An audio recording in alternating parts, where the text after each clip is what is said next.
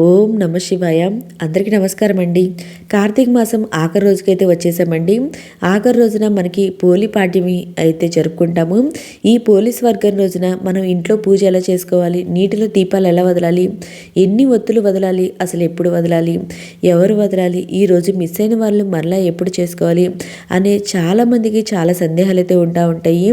అయితే ఈ పూజ ఏ సమయంలో చేసుకోవాలి, ఎలా చేసుకోవాలి అనేది ప్రతి ఒక్కటి కూడా ఈ వీడియోలో తెలియజేసండి.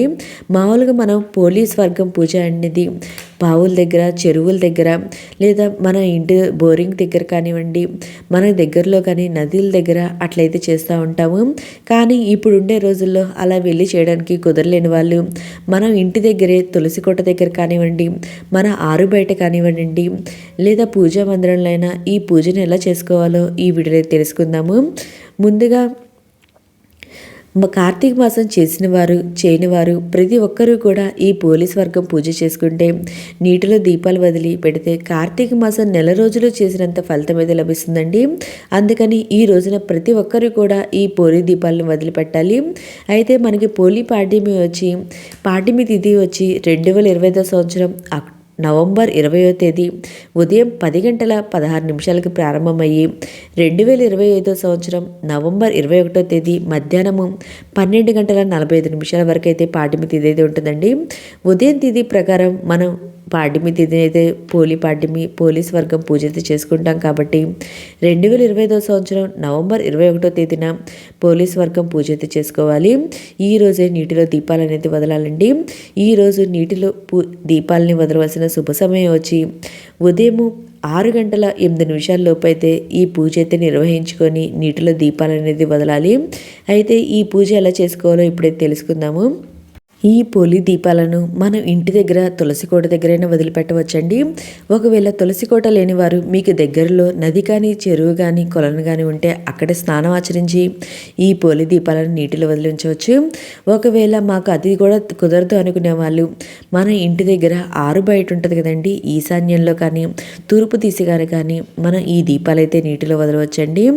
ఒకవేళ అది కూడా కుదరదు అనుకునే వాళ్ళు మన పూజా మందిరంలో మనం ఈ పూజ అయితే నిర్వహించుకోవచ్చు. ఈ రోజున ఈ పోలి పాడ్యమి రోజున తెల్లవారుజామున నిద్రలేచి ఇంటి అంతటిని శుభ్రం చేసుకొని తలస్నానం ఆచరించి ఈ దీపాలను అయితే నీటిలో వదలాలండి. ఎక్కడైతే పోలి దీపాలని వదలాలనుకుంటున్నామో అక్కడ శుభ్రంగా పసుపు రాసుకొని, శుభ్రంగా కడిగి పసుపు రాసి బియ్యపిండితో అష్టదళ పద్మ ముగ్గు వేసుకోవాలి. ముగ్గు పైన పసుపు కుంకుమతో అలంకరించుకోవాలండి. ఈ పోలి పాడ్యమి రోజున మనం ఇంటి దగ్గర బయట పూజ చేసుకునే వాళ్ళు గణపతికి పూజ చేసుకోవాలి. ఇంకా కార్తీక దామోదరునికి పూజ చేసుకోవాలి. ఇక్కడ పసుపుతో గణపతిని చేసుకున్నాను, కార్తీక దామోదరుని కూడా చేసుకున్నామండి. చేసుకొని గణపతికి పసుపు కుంకుమ అక్షింతలు సమర్పించి, వస్త్రాన్ని సమర్పించి, పూలు, దీపము, అగరబత్తులు సమర్పించి నైవేద్యంగా బెల్లాన్ని అయితే సమర్పించాలి. ఈ విధంగా గణపతి పూజ అయిపోయిన తర్వాత కార్తీక దామోదరుని కూడా పూజ చేసుకోవాలి. వీళ్ళిద్దరికీ పూజ చేసుకున్న తర్వాత మనం నీటిలో దీపాలను అయితే వదలాలండి. ఈ పూజని మనం చెరువుల దగ్గర, నదుల దగ్గర చేసుకునే వాళ్ళైనా ఈ విధంగానే మనం ముందుగా గణపతికి పూజ కూడా చేసుకొని నీటిలో దీపాలు అయితే వదలాలి. ఇలా గణపతికి పూజ చేసుకున్న తర్వాత మనం నీటిలో దీపాలు వదలడానికి అన్నిటిని ఏర్పాటైతే చేసుకోవాలండి. ఒక ఇత్తడి బేషన్ కానీ లేదా ఒక స్టీల్ బేషన్ కానీ మనం దీపాలు వదలడానికి తీసుకోవాలి. ఒకవేళ మీ దగ్గర ఈ రెండూ లేకపోయినా ఒక మంచిగా అంటే మనం వాడంది ప్లాస్టిక్ బేషన్ ఉంటుంది కదండి, అదైనా తీసుకొని ఈ దీపాలు అయితే వదలవచ్చు. ముందు రోజే మనం అరటి డప్పులు అయితే తెచ్చిపెట్టుకోండి. ఎందుకంటే ఈ పోలి పాడ్యమి రోజున మనం తెల్లవారుజామునే చుక్కలు ఉన్న సమయంలోనే పూజ అయితే చేసుకుంటాం. కాబట్టి ఆ టైంలో మనకి అరటి డప్పులు అనేది దొరకవండి. మందికి ముందు రోజే మనం ఇవన్నీ తెచ్చిపెట్టుకోండి. ఒకవేళ మీకు అరటి డప్పులు దొరకపోతే వేటిలో దీపాలు వదలాలో కూడా నేను ఈ వీడియోలో తెలియజేశాను. అది కూడా మీకు చెప్తా అండి తర్వాత. నేను ఇక్కడైతే ఒక ఇత్తడి ప్లేట్ అయితే తీసుకున్నాను. ఆ ఇత్తడి ప్లేట్కి చక్కగా పసుపు రాసుకొని కుంకుమ బొట్లు అనేది పెట్టుకోవాలి. మనం దీన్నే గంగా నదిగాను భావించాలి. నీటిలో దీపాలు వదలాలండి. మీ దగ్గర ఇత్తడిది లేకపోయినా స్టీల్ బేసిన్ లాని ప్లేట్ గాని ఉంటుంది కదండి, గుంతగా ఉండే ప్లేట్ అదైనా పెట్టుకొని మనం ఈ దీపాలు అయితే వదలవచ్చు. ఈ ముందుగా పసుపు కుంకుమ అనేది బొట్లు అనేది పెట్టుకున్న తర్వాత నీటిని అయితే పోసుకోవాలి. ఒకవేళ చెరువులో కొలంలో పూజ చేసే వాళ్ళైనా ముందుగా ఆ నీటిలో పసుపు కుంకుమ అక్షింతలు అనేది వేయాలండి. ఆ వేసిన తర్వాత మనం నీటిలో దీపాలు అనేది వదలాలి. మనం ఇక్కడ కూడా అలాగే చేయాలండి. ఇలా బొట్లన్నీ పెట్టుకున్న తర్వాత వాటిలో శుద్ధమైన నీరు అనేది పోసుకోవాలి. పోసుకున్న తర్వాత ఆ నీటిలో కొంచెం పసుపు కుంకుమ అక్షింతలు అనేది వేసుకోవాలి. వేసుకొని పూలు అనేది వేసుకోవాలండి. ఇలా ముందుగానే మనం నెయ్యిలో కానివ్వండి, నువ్వుల నూనెలో కానివ్వండి ఒత్తులైతే నానబెట్టుకోవాలి. ఇలా చక్కగా మనం ప్లేట్ని అయితే అలంకరించుకోవాలి. ఈ రోజున నీటిలో ఎన్ని దీపాలు వదలాలని చాలామందికి సందేహాలు అయితే ఉన్నాయండి. అంటే 30 ఒత్తులు వదలాలా, 31 వెలిగించి వదలాలా, లేదా 33, 35 అనేది చాలామందికి సందేహాలు అయితే ఉంది. మనం కొంతమంది 31 వదులుతారు, కొంతమంది 35, కొంతమంది 33 అయితే వదులుతారండి నీటిలో దీపాలు అనేది. మీ ఇష్టం, మీ ఇంటి ఆచార ప్రకారం మీ ఇంట్లో వాళ్ళు ఎన్ని దీపాలు, పెద్దవాళ్ళు ఎన్ని దీపాలు అయితే వదలమంటే అన్ని దీపాలు అయితే వదలండి. 31 ఒత్తులు ఎందుకంటే నెల మొత్తం సంబంధించి 31 రోజులు కాబట్టి 31 ఒత్తులు అయితే వదులుతారు. 33 ఎందుకంటే నెల మొత్తానికి సంబంధించి 31, మిగిలిన 2 వచ్చి గణపతికని 33 ఒత్తులు అయితే వదులుతారండి. 35 ఎందుకంటే నెల మొత్తానికి సంబంధించి 31, మిగిలిన 2 గణపతికి, మిగిలిన 2 గంగాదేవికని మొత్తం 35 ఒత్తులు అయితే నీటినైతే వదులుతారండి. మీ ఇష్టం అండి. మీ ఇంట్లో ఆచారం ఎలా ఉందంటే దాని ప్రకారమే మీరు నీటిలో దీపాలు అయితే వదలండి. నేను ఇక్కడ 33 ఒత్తులతో అయితే దీపాలు అయితే వదులుతున్నాను. నేను 11 ఒత్తులు కలిపి మనం 33 ఒత్తులకైతే వదలవచ్చు. లేదా మీరు బేసి సంఖ్యలో 5 ఒత్తులు కానీ, 7 ఒత్తులు కానీ, 11 ఒత్తులు కానీ ఇలా అయితే పెట్టుకొని ఈ నీటిలో దీపాలు అయితే వదలవచ్చు. నేను ఇక్కడ అరటి డొప్పు అయితే తీసుకున్నాండి. దాంట్లో ఇలా ముందు రోజే నానబెట్టుకున్న మన పువ్వొత్తులు ఉంటాయి కదండి, ఆ ఒత్తులు అయితే పెట్టుకున్నాను. 33 ఒత్తులు అండి. అంటే 11 మొత్తం కలిపి 33 ఒత్తులు అయితే పెట్టుకున్నాను. పెట్టుకొని మనం ఏకహారతో కానీ అగరబత్తితో కానీ ఈ దీపాలు అయితే వెలిగించుకోవాలి. ఈ దీపాలు వెలిగించుకున్న తర్వాత దీపం దగ్గర పసుపు కుంకుమ అక్షింతలు అనేది వేసుకోవాలి. వేసుకున్న తర్వాత దీపానికి అగరబత్తులు చూపించి తర్వాత తాంబూలం సమర్పించి, అంటే నైవేద్యంగా కొంతమంది వడపప్పు చలిమిడైతే పెడతారండి. ఒకవేళ మీ దగ్గర అది చేసుకోలేము అనుకునే వాళ్ళు ఇలా తాంబూలంగా పండ్లైనా పెట్టుకోవచ్చు. పెట్టుకొని తర్వాత చివరిగా కర్పూర హారతి అనేది ఇవ్వాలండి. ఇదంతా చేసిన తర్వాత మనం నమస్కరించుకొని దీపానికి ఈ దీపాన్ని 2 చేతులతో పట్టుకొని మనం నీటిలో వదలాలండి.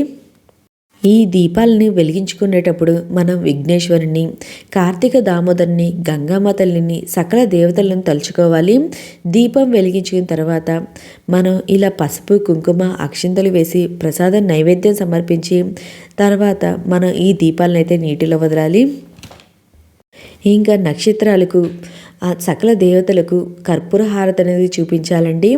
ఈ విధంగా పోలీ పాడ్యమి రోజున మన ఇంట్లోనే తేలికగా సులువుగా మన ఇంటి దగ్గరే ఈ పూజ అయితే నిర్వహించుకోవచ్చు. ఇలా నీటిలో దీపాలని వదిలిన తర్వాత ఇలా 3 సార్లు ముందుకి వనాలండి ఈ దీపాన్ని.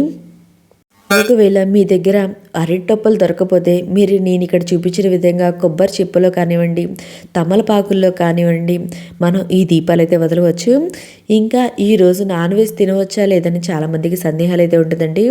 ఈ రోజున మనం పోలీస్ వర్గం పూజ అయితే చేసుకున్నాం కాబట్టి ఈ రోజైతే నాన్ వెజ్ తినకూడదండి. ఇంకా ఈరోజు 365 దీపం వెలిగించవచ్చా అనే సందేహం అయితే ఉంది. ఈ రోజు కూడా మనం ఈ పౌర్ణమి రోజు 365 దీపం వెలిగించిన వాళ్ళు ఈ రోజైతే వెలిగించవచ్చండి. ఇంకా ఈ రోజు కుదిరిన వాళ్ళు మరలా ఎప్పుడు చేసుకోవాలి ఈ పూజ అంటే, ఈ రోజు కుదిరిన వాళ్ళు మరలా నెక్స్ట్ ఇయర్ ఏనండి ఈ పాడ్యమి తిథి అనేది వచ్చేది. ఈ రోజే చేసుకోవాలండి, తర్వాత రోజు చేసుకోవడానికి వీల్లేదు, ఈ పాడ్యమి ఉండదు కాబట్టి. పోలీ పాడ్యమి రోజున ప్రతి ఒక్కరు కూడా తప్పకుండా వినవలసిన లేదా చదువుకోవలసిన, తెలుసుకోవలసిన వ్రతకథేందో ఇప్పుడే తెలియజేస్తా అండి. ఈ పోలీస్ వర్గానికి పంపించడంతో కార్తీక మాసం అనేది పూర్తవుతుంది. కాబట్టి ఈ కార్తీక మాసం కార్తీక అమావాస్య మర్నాడు వచ్చే పాడ్యమి రోజున దీపం వెలిగించి ఈ కథ చెప్పుకుంటే ఆమెల స్వర్గానికి చేరుకుంటామని విశ్వాసం అండి. ఈ కథ ఏమిటో నేను ఇప్పుడే తెలియజేస్తాను. పూర్వం ఒక గ్రామంలో ఉమ్మడి కుటుంబంలో 5 కోడళ్ళు ఉండేవాళ్ళు. వారిలో చిన్న కోడల పేరు పోలి. ఆమెకి చిన్నప్పటి నుంచి దైవభక్తి ఎక్కువ.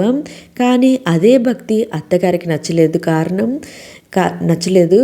కారణం తనకంటే భక్తురాలు మరొకరు ఉండకూడదు అని, తనే నిజమైన భక్తురాలనే అహంకారంతో ఉండేది.